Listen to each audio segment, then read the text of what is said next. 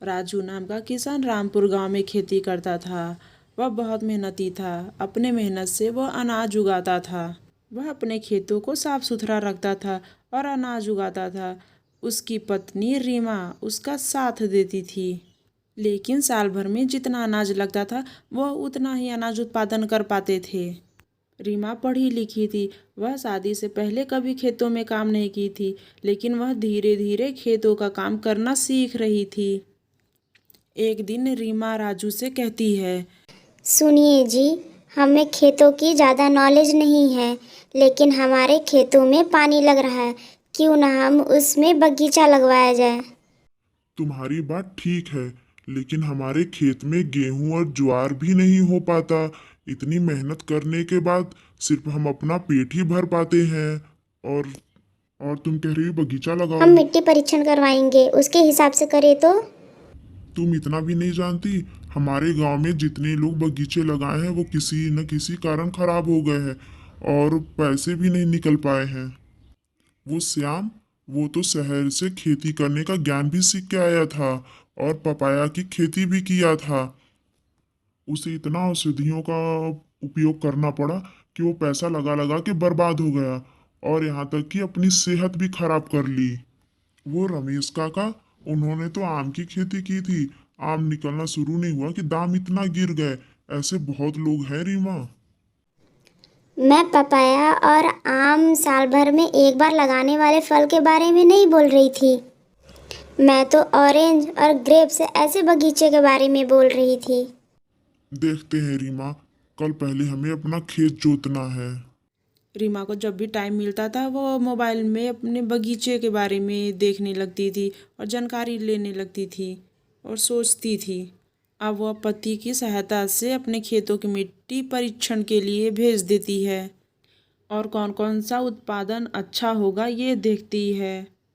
रीमा के मनाने पे राजू अपने खेतों के कुछ हिस्सों में गुलाब के पौधे लगा देता है।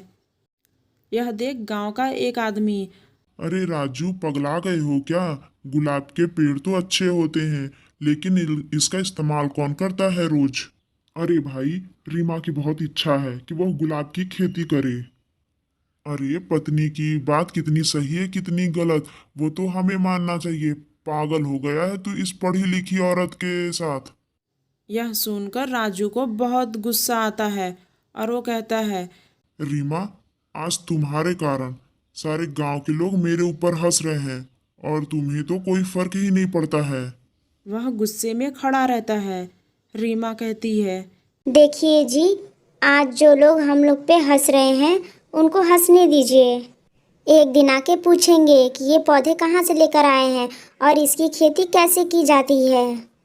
हाँ, मैं बस तुम्हारी बात मानूं, सच तो कह रहा था वो। कहाँ होते हैं ये इस्तेमाल रोज? कहाँ कौन खरीदेगा तुम्हारा फूल ये? उस आदमी की बात सुनकर राजू बहुत गुस्से में था और शराब पीकर घर आता था और रीमा को खूब मारता था, लेकिन रीमा उफ तक नहीं करती थी। लेकिन उसे बहुत दुख हुआ, लेकिन वह जानती थी कि वह जो कर रही है वो सही कर रही है। जब तक वह सिद्ध नहीं कर लेती लोग उसे यही कहेंगे। कुछ दिन यूं ही गुजर जाते हैं। एक दिन खेत में रीमा कहती है। देखिए जी, देखिए हमारे खेत में कितनी गुलाब की कलियां आई हैं। हाँ तो मैं क्या करूं? इन फूलों का माला बना के अपने गले में पहन लूं क्या? आप ऐसे क्यों कह रहे हैं?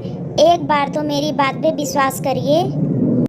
मैंने आपसे सिर्फ 3 महीने मांगा था। हाँ करो, अपनी मनमानी करो। तुम्हें क्या ही फर्क पड़ता है? तुम्हारे तुम्हारे पति को कोई कुछ भी कहे। नहीं जी, ऐसा नहीं है।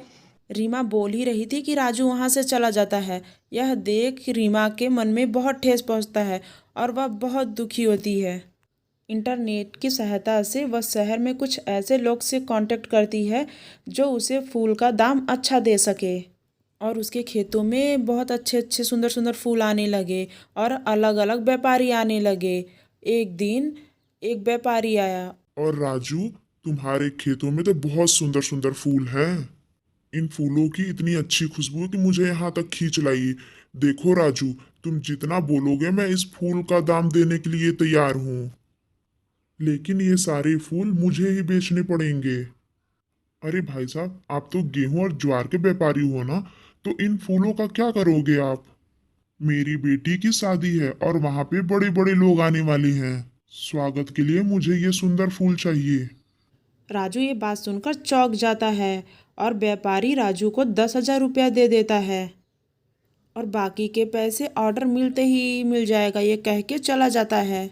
राजू को इतने रुपए की आशा ही नहीं थी और घर जाकर अरे रीमा, ये देखो तुम्हारी पहली कमाई। क्या? ये क्या कह रहे हैं आप? रीमा, मुझे माफ कर दो। मैंने तुम्हें बहुत भला बुरा कहा और मैंने तुम्हारे ऊपर हाथ भी उठाया, लेकिन तुमने मेरे हमेशा सुखी परिवार के बारे में सोचा। अजी, ये तो हम दोनों का संसार है। जो हुआ सो हुआ, लेकिन आप अब मेरा साथ कभी मत छोड़ना। देखिएगा, एक दिन हम सबकी प्रेरणा बन जाएंगे, इतनी ऊंचाई पर जाएंगे। दूसरे दिन वो लोग फूलों की कटाई करते हैं और इंटरनेट से देखते हैं कि फूलों को कैसे बंच किया जाता है। उसी प्रकार फूलों की पैकिंग किया और वहाँ व्यापारी के पास पहुँचा कर आए। वहाँ उनको फूलों का बहुत अच्छा दाम मिला और हर रोज़ फूलों की कटाई होने लगी।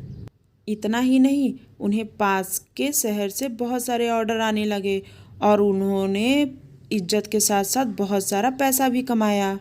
वह गांव के बाकी लोगों को भी सलाह देने लगे।